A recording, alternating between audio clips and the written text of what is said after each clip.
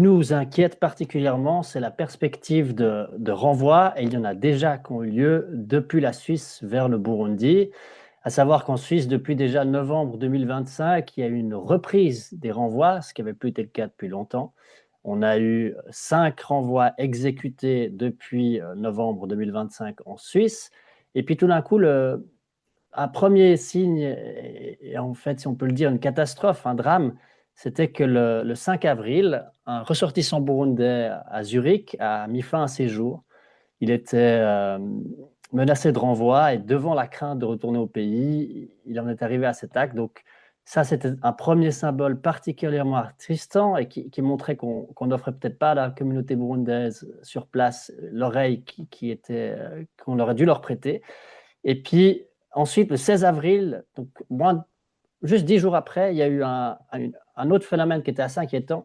Il y a eu une vague d'arrestations. Plusieurs arrestations ont eu lieu de ressortissants burundais qui ont été placés en détention administrative, ce qui là a été un grand signal pour la société civile.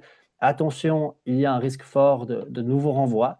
Et malheureusement, le 21 avril, donc il y a maintenant 8 jours, il y a eu effectivement un vol depuis la Suisse vers Bujumbura avec 11 personnes à bord et le fait est que nous, on craint encore qu'il y ait de nouveaux renvois vers le Burundi. Ce qui nous inquiète, c'est la non prise en compte, à notre sens, par les autorités suisses, autorités de migration, la dégradation de la situation en termes de droits humains au Burundi.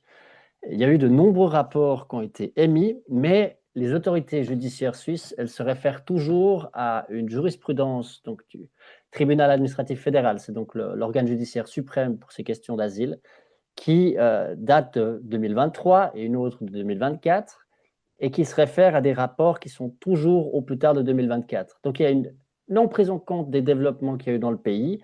Nous, on demande la suspension immédiate de tous les renvois vers le Burundi. Donc tout nouveau renvoi, c'est notre crainte la plus urgente. On demande le réexamen des décisions négatives en matière d'asile à la lumière justement de la situation actuelle au Burundi. On demande un moratoire sur toute nouvelle décision ou exécution de renvoi. Ça, je pense que c'est une demande qui est plus en rapport avec l'avenir. Ce n'est pas l'examen de décisions qui ont déjà été prises. Et puis, on demande aussi, entre autres, de la publication d'informations transparentes, parce que ce qu'on a comme information de collègues et d'autres membres de la société civile au Burundi, c'est que les gens qui sont renvoyés sont des cibles et donc sont sujettes à persécution de façon assez tangible dans les informations qu'on a. Donc nous, on aimerait des informations transparentes sur un suivi qui a été fait des personnes qui sont revenues dans le pays.